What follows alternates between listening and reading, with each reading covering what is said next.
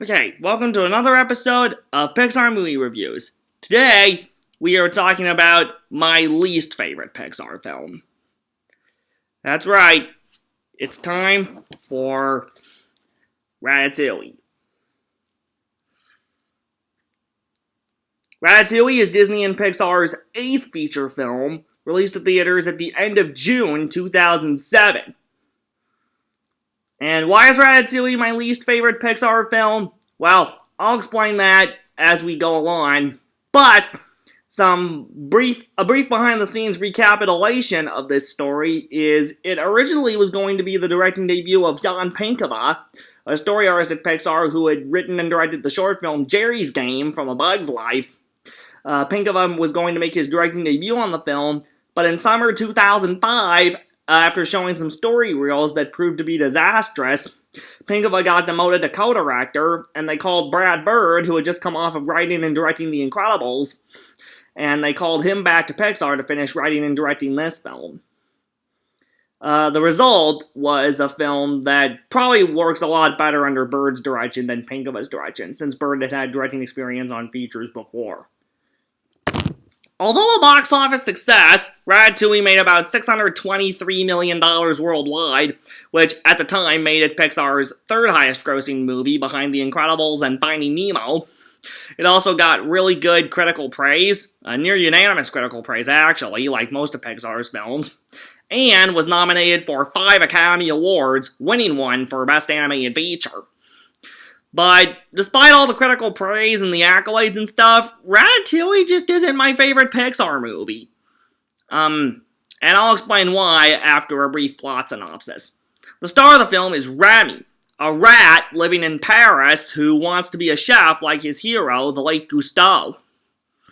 When Remy finds himself in Paris and makes friends with a garbage boy named Linguini, they become partners in helping Linguini become the star of Gusteau's restaurant.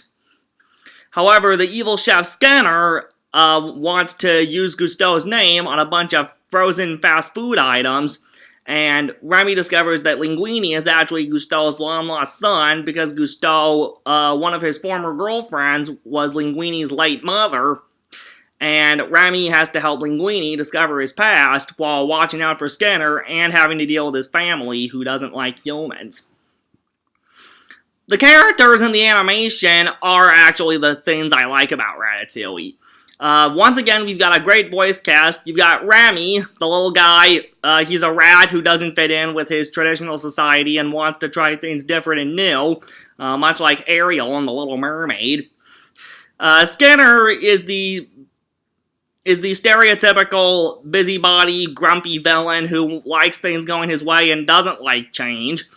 Probably a more serious villain is the food critic, Anton Ego, voiced by the late great Peter O'Toole, who is the one responsible for Gusteau's death after giving his restaurant a bad review, but then comes around during the climax. You've also got Linguini, who is a clumsy individual, but he's very well-tempered and well-meaning. And the big liar reveal at the end is where he actually admits that he's a loser, unlike others who are trying to disprove themselves as idiots and losers, like Flick in A Bug's Life or Flint Lockwood in Clyde with a Chance of Meatballs.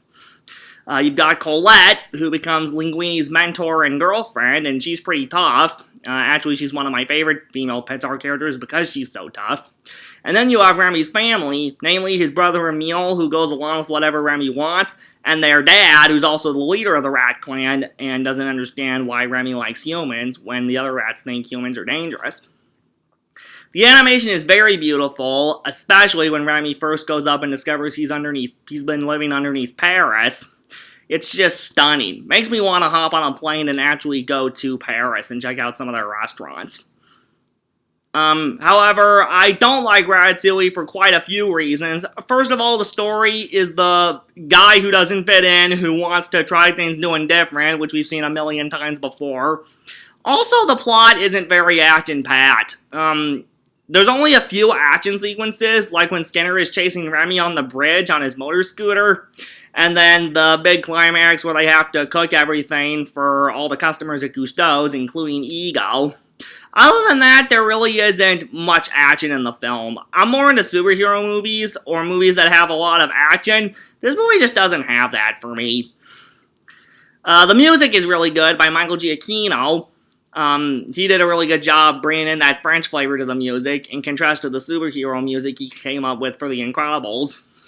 But no, the plot and the lack of action just doesn't make this movie very interesting for me. I understand there are people who like it, and that's fine by me. But for me, I prefer action and stories where Pixar can try to do their own thing rather than do something we've seen a million times before, like the underdog story of the guy who wants to try something different, even if it makes him an outcast among his peers.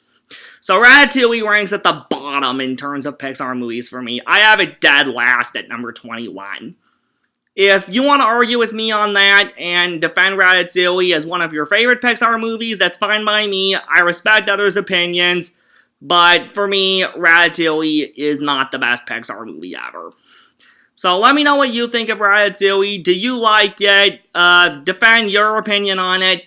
And I'll see you next time on another episode of Pixar Movie Reviews. And I'm Josiah Milky. Thank you.